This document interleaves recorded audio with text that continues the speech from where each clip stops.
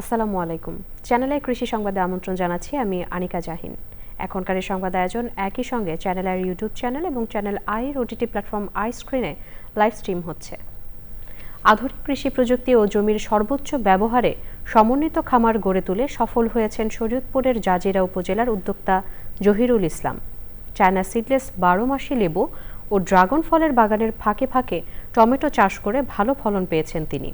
তার এই সাফল্য আশপাশের কৃষকদেরও অনুপ্রাণিত করছে। শরীয়তপুর প্রতিনিধি এস এম মুজিবুর রহমানের রিপোর্ট।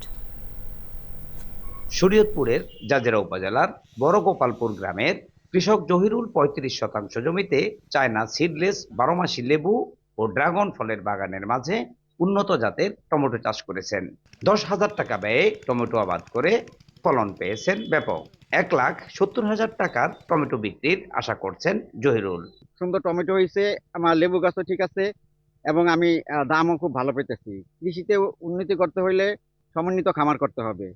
এর রক্ষণাবেক্ষণ যদি আপনি ঠিক মতো করতে পারেন, কৃষি অত্যন্ত একটা লাভজনক ফসল। এই যে টমেটো যেভাবে চাষ করছে এইভাবে তো ছোটবেলা দেখি নাই। আগে আমার বাইরেরা চাষ করছে এইভাবে, আগে এরকম টমেটো হয় নাই। এভাবে যদি করতে পারে তাহলে তো অনেক ফলন হইব, লাভ হইব। আমাদের এলাকায় অনেক আগে থেকে টমেটো হয়, এমন টমেটো কখনো দেখি নাই। আমরা লাগাইলো এমন টমেটো হবে। একসাথে যে এখানে দেখলাম, একসাথে মনে হয় সুন্দর পরিচর্যার মাধ্যমে যে করছে, তাতে আমাদের কৃষক সমাজ অনেক লাভবান হবে। কৃষি বিভাগ বলছে, দেশের সীমিত জমি থেকে সর্বোচ্চ উৎপাদন পেতে সমন্বিত কৃষি অত্যাবশ্যক। বাংলাদেশের কৃষি জমি দিন দিন কমে যাচ্ছে।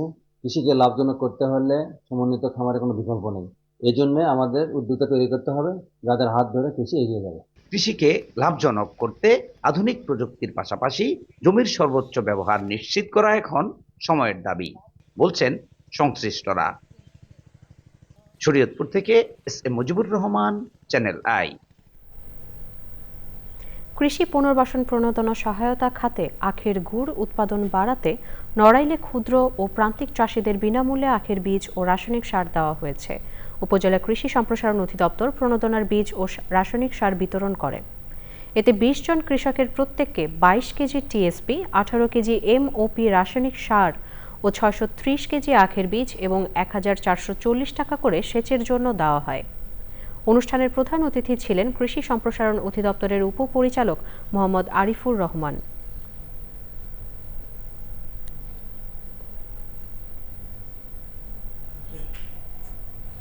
মাদারীপুরের মাঠ জুড়ে শোভা পাচ্ছে পেঁয়াজ গাছ। গাছের কোথাও কালচে রং, আবার কোথাও সবুজ রঙে রাঙিয়ে তুলছে পুরো মাঠ। বের হয়েছে ফুলের কলি। মাদারীপুর প্রতিনিধি রাহাত হোসাইনের রিপোর্ট। মাদারীপুর জেলার পদ্মা, আড়িয়ালখা, কুমার নদের পাড়সহ বিভিন্ন এলাকার বিস্তীর্ণ জমিতে শীত মৌসুমে চাষ হয় নানা জাতের ফসল। এর মধ্যে পেঁয়াজ ও রসুন অন্যতম।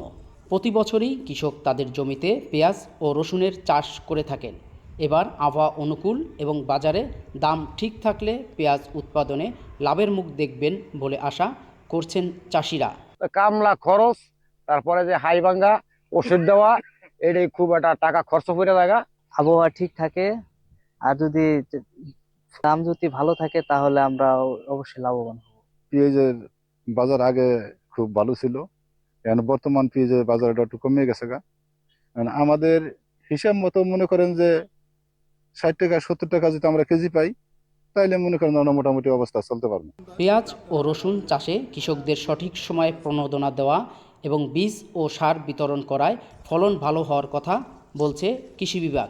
পেঁয়াজের ফলন ভালো হয়েছে এবং এবার প্রণোদনায় বীজ এবং সার কৃষকের মাঝে খুব দ্রুততম সময়ে আমরা সরবরাহ করেছি, একদম সঠিক সময়ে, এবং এ কারণে দেখা গেছে যে কৃষকরা আবাদে উৎসাহিত হয়েছে।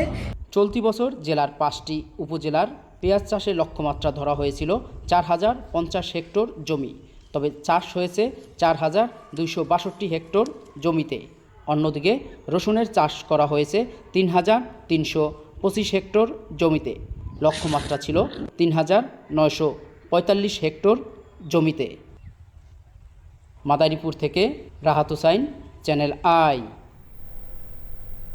কুষ্টিয়ায় ও চুয়াডাঙ্গায় 3 দিনব্যাপী কৃষি প্রযুক্তি মেলা চলছে। কুষ্টিয়ার মিরপুরে মেলার উদ্বোধন করেন জেলা প্রশাসক মোহাম্মদ ইকবাল হোসেন। মেলার বিভিন্ন স্টল পরিদর্শন করেন অতিথিরা। চুয়াডাঙ্গায় মেলার উদ্বোধন করেন জেলা প্রশাসক মোহাম্মদ কামাল হোসেন। মেলায় মোট 13টি স্টল রয়েছে। স্টলগুলোতে কৃষির প্রযুক্তি প্রদর্শন করা হয়। এর আগে মেলা উপলক্ষে সদর উপজেলা চত্বর থেকে একটি র্যালি বের হয়।